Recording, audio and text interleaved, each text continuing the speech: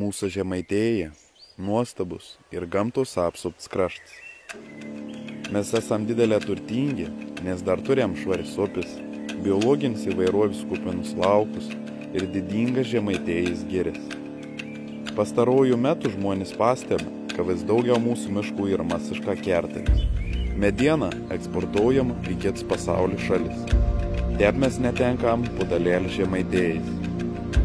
O dabar dar planuojam karinį poligoną steigėjams, katro teritorija sieks nuo 12 iki beveik 23 000 hektarų.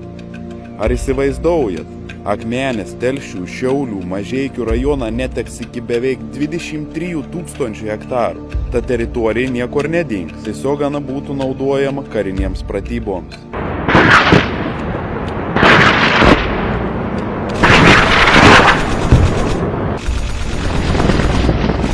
Planuojama karinį poligoną steigiamas sužinojant rajonų žmonės, pradėjo vienytis ir rinkti parašus prieš karinį poligoną steigimą ir asmeninį turtą nusavinimą.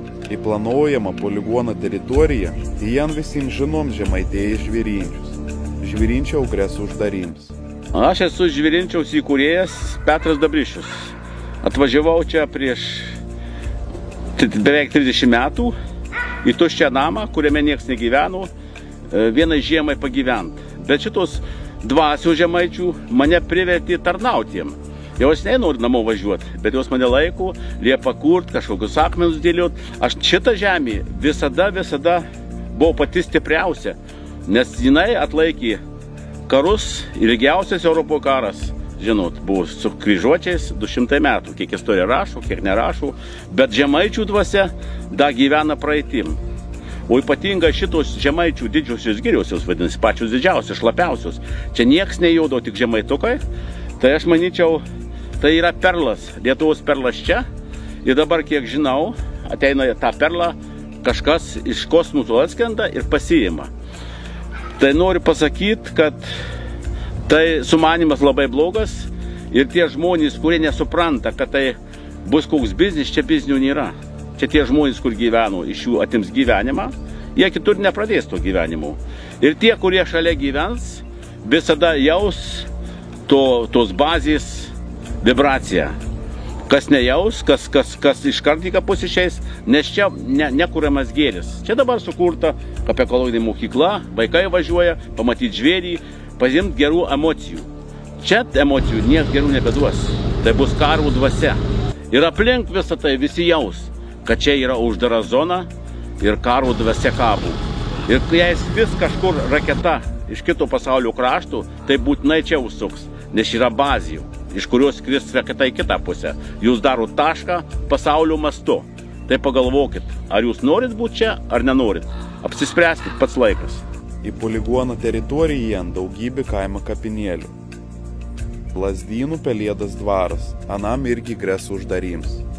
Esu Vaidotas Sakalauskas, vienas iš gyventojų, Lazdynų Pelėdos muziejaus ir darbuotojų tuo pačiu.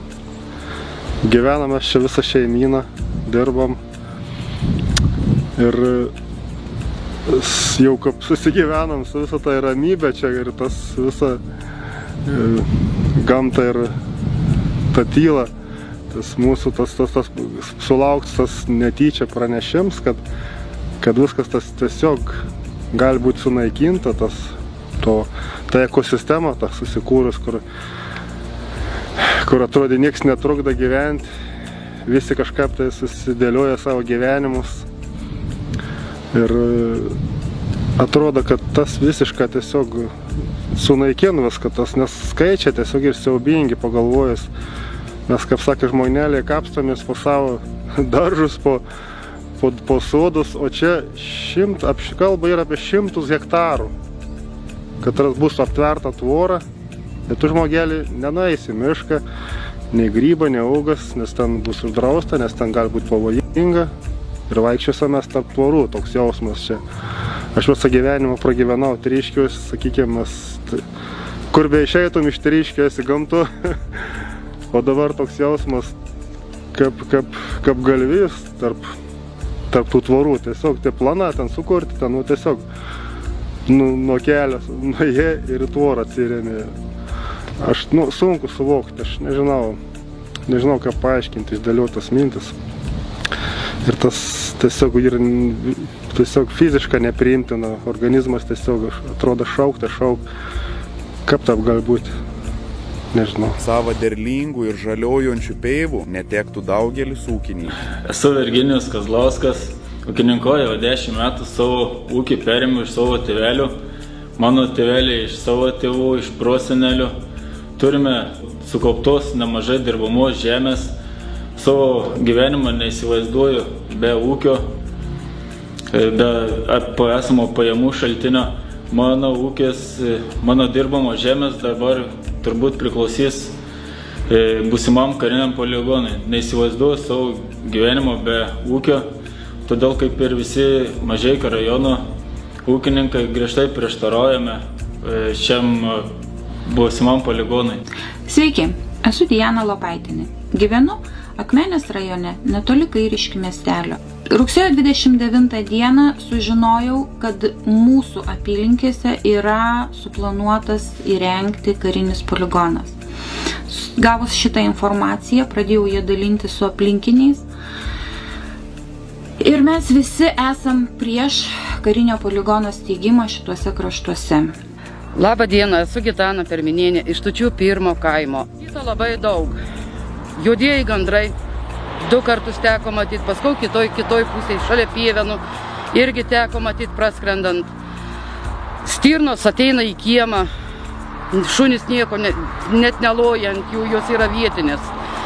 Jeigu čia bus poligonas, neliks nei paukštelių, nei gervių pavasarinio klyksmo, nei žąsų gagenimo, nei gulbių takų, kurios kas rytą ir vakarą praskrenda pro mūsų namus. Esu kategoriškai prieš išeiti iš savo gyvenamosios vietos, esu kategoriškai prieš karinį poligoną. Jūs pažiūrėkit, kokius nuostabius vaizdus Gitana užfiksavo savo telefonu, vaikščiodam po apylinkinis vietovės. Krūmus top pelėdas. Šernų šeimynas laksta per peivas ir kert kelius. Jūs pažiūrėkit, kap stirnėlis nebėjai Gitanas. Krūmus top baltyje garne. Mūsų miškus auga retas sutinkamas miškienį česnaka plantacijas. Peivom laksta breidė, o ganyklos ganos Žemaitokų ir Lietuvos sunkiųjų žirgų kaimenis. Sveiki, tikus ilgam. Nerami dūšį kažko pasidariusi. Kapmon, Žemaičių, Viekšnių krašto gyventojų, muzikonto, Donato. Kažkas nori mums poligoną pastatyti. Mūsų gražios peivos, prie mūsų miškų, ten, kur einam grybauti. Su visa nuoširdžia pagarba Lietuvos kariuomenė, NATO padaliniam, mes tikrai to nenorim. Nenorim pykšt-pokšt, tratata ar didžiulių bumbum. Mes norim ramiai čia gyventi. Nenorim, kad kažkas už nugaros žaistų karą. Brangus tautietė, jeigu jūs norite išsaugoti mūsų giris, norite išsaugoti biologinį vairovį, gyvūnus, švarias upes, planuojamus panaikinti draustinius. Norit gyventi ramiam kampelyje? Kvietam jumis prisidėti prie jau beveik 7 000 žmonių bendruomenės ir pasirašyti peticiją prieš karinį poligoną.